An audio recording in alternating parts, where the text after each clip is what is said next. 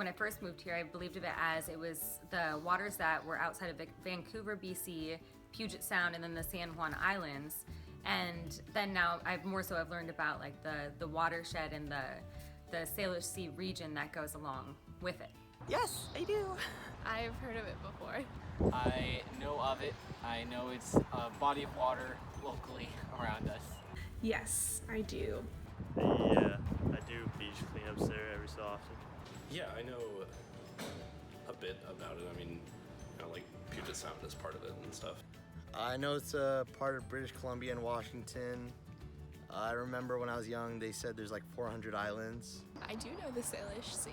I'm pretty sure that it's like the inland water, like the Strait of Juan de Fuca and like Bellingham Bay and all that, before the water goes out into the Pacific Ocean. Yes, I do know what the Salish Sea is. I live by it and I get food from it. I mean, I like going to the beach and looking at it, so. It provides lots of natural resources to our community, whether that be through fishing or like through agriculture. Growing up in Redmond and then moving to Bellingham, I've always had access to the water and experiencing the Salish Sea, so it's always been a big part of my life, being close to the ocean. Well, I live right near it now, and I've always wanted to live near the ocean, so I guess this is like my way of doing that. And it's definitely just a nice place to go look at the waves. It really feels like home to me because like I did grow up like a 10-minute walk from the water, and I just love being around the water. I came up to a Western Washington University for college, so it's only recently become a part of my life. I would say it's a part of my life because food comes out of it, you know, the seafood. It's very yummy. I do beach cleanups and I eat fish.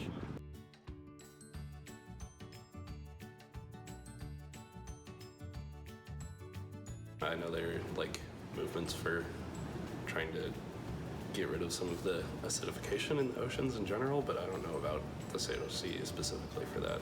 I've kind of looked into the Lummi Nation and seen a lot of stuff that they do. I just know that there's a lot of good organizations trying to help the ocean and do whatever they can to save the problems that it's experiencing. It seems like people are getting a lot better educated about the issue, which is a really great way to keep the Salish Sea alive and intact.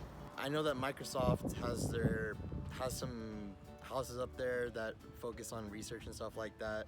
I see a lot of work being done by the university to research what's going on in the sea, Salish Sea, and concerning pollution and things like that. Especially learning about this Salish Sea Institute with the fact of them giving hope. I think that's a very important message to be spreading. I hear a fair amount about what the tribal communities have to say because I have tribal descent myself, so I hear a lot about that.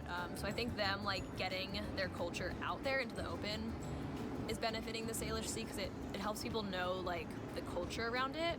I think it's really interesting the amount of cross-border environmental advocacy with a lot of organizations that are international, like Surfrider. There's always that problem that people say about pollution, and you know that's a really big problem. It's a very real problem.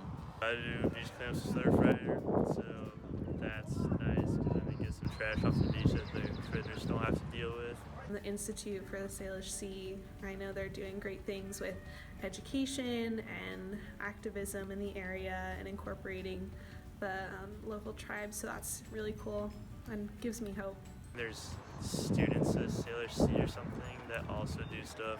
I know there's a lot of like beach cleanup efforts in order to remove plastic and all of that from the ocean. I've seen a lot of environmental groups starting to focus a lot on the whales, and obviously that's a huge part of the Salish Sea.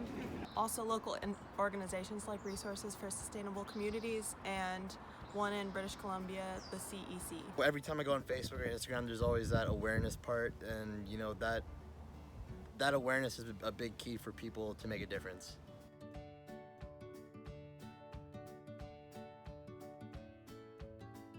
My favorite place would be Lopez Island in the San Juan Islands. Otters. Definitely an orca whale. I think seals. The crabs, I guess. I like Boulevard Park. Orca whales. Are orca whales in? Yeah. Orca whales. Giant Pacific octopus. I would have to say the orca whale really stands out to me. Definitely seals, as long as they actually live there. I think they do, because I've seen some pretty cute ones. The little circular like jellyfish that you find like on the beach, and then you're like not supposed to step on them. I think those are fun.